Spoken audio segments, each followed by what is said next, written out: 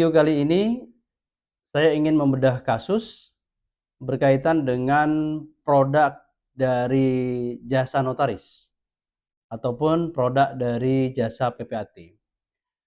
Produk ini terkadang sering menjadi objek gugatan di pengadilan.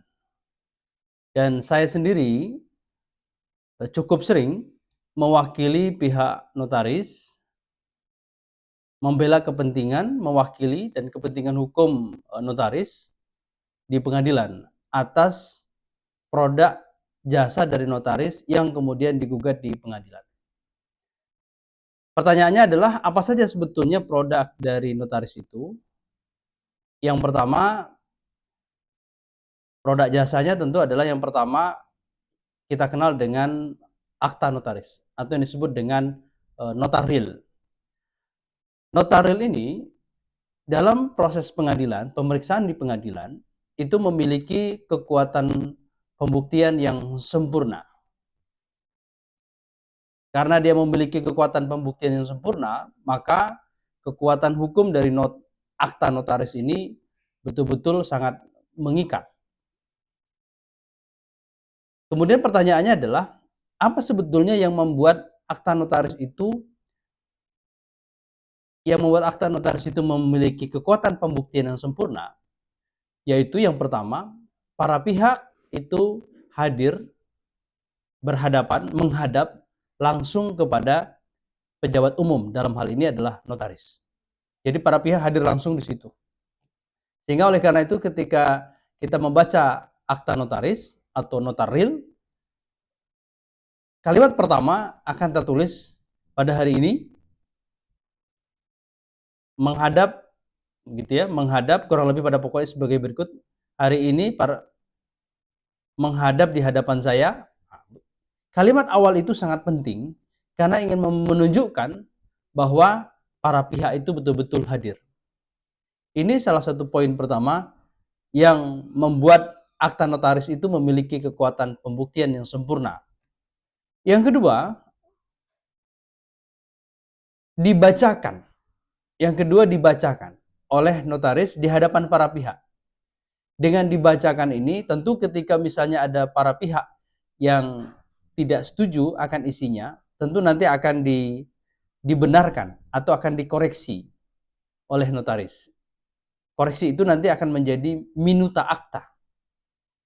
Itu ya. Yang kedua dibacakan. Yang ketiga adalah terdapat minuta akta. Minuta akta tadi yang saya sebutkan ada proses dialog, diskusi, koreksi, rempoi pada saat kemudian notaris membacakan isi kesepakatan itu. Ketika ada yang perlu dikoreksi, maka para pihak dapat mengkoreksi langsung dan notaris akan mengkoreksi pada minuta akta itu. Itu yang ketiga. Yang keempat, bentuk formatnya ini merupakan format yang sudah baku. Dan kemudian yang kelima tentu diregister dan diberikan stempel oleh notaris. Nah, inilah yang membuat akta notaris itu memiliki kekuatan pembuktian yang sempurna atau sering juga disebut sebagai notaril. Tetapi perlu diketahui, notaris dilarang menjadi pihak di dalam produk yang dia produksi, yang dia buat. Jadi sekali lagi, notaris dilarang menjadi pihak dalam akta yang dia buat.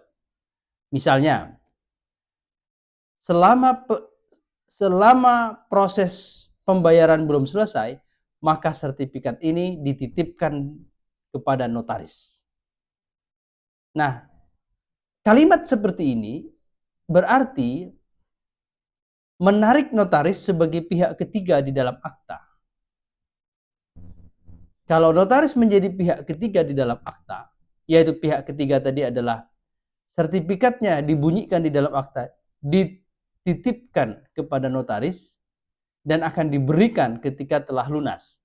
Kalimat ini menarik notaris sebagai pihak ketiga di dalam akta yang dia buat. Kalau ini terjadi, maka akta notaris itu mengalami cacat hukum. Tentu menurunkan derajat kekuatan hukumnya sebagai pembuktian yang sempurna.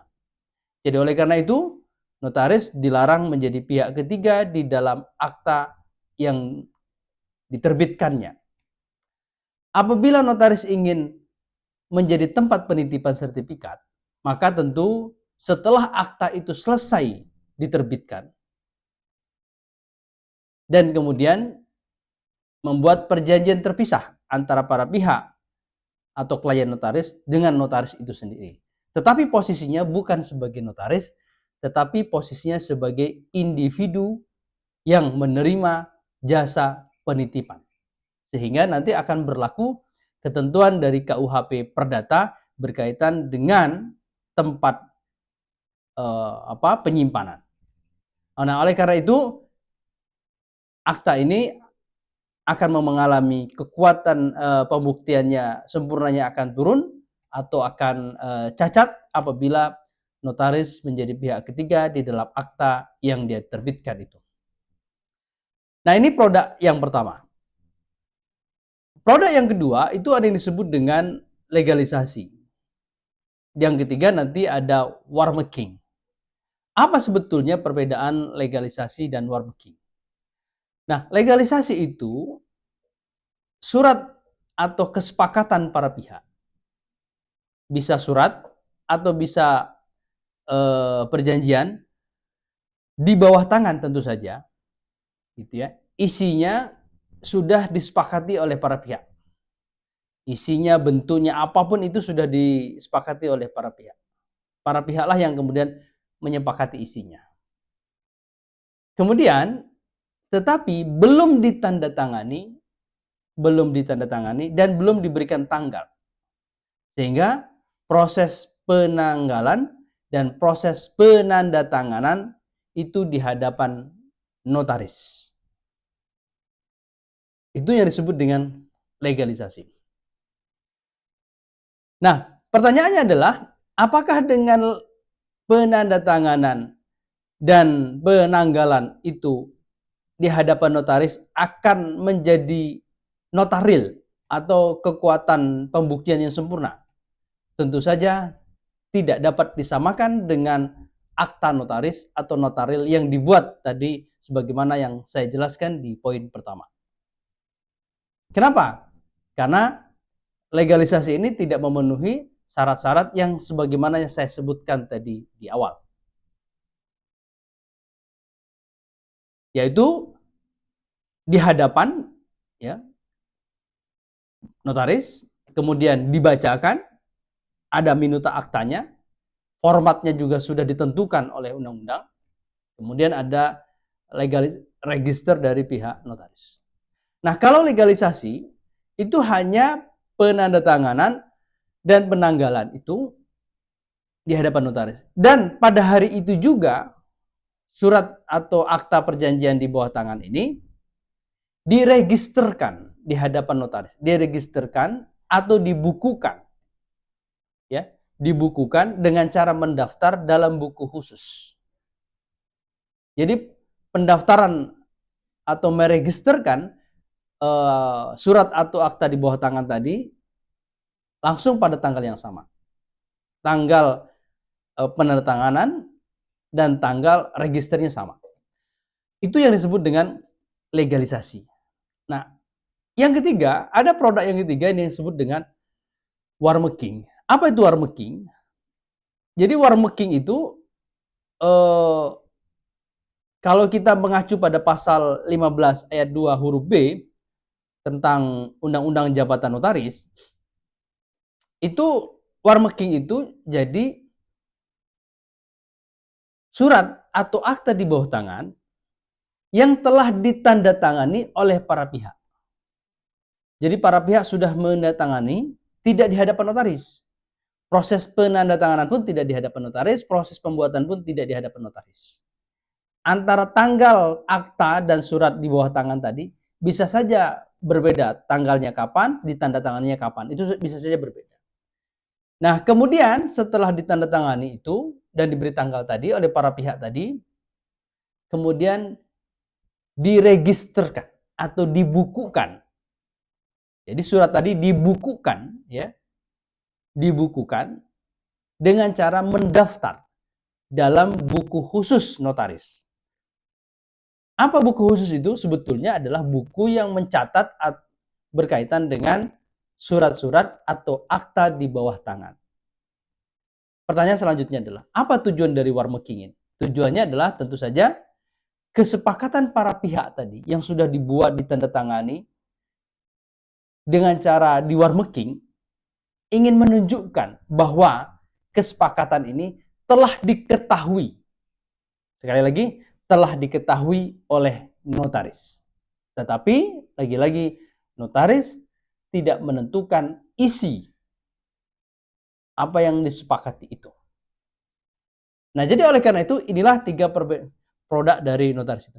Nah, oleh karena itu, dalam konteks ini, supaya kemudian produk hukum notaris ini kemudian tidak menjadi persoalan di kemudian hari atau tidak digugat, maka tentu saja dalam konteks ini akta notaris atau notaril, maka harus memenuhi standar ketentuan yang sebagaimana tadi sudah saya sebutkan, atau standar ketentuan yang kemudian sudah diatur di dalam ketentuan peraturan perundang-undangan.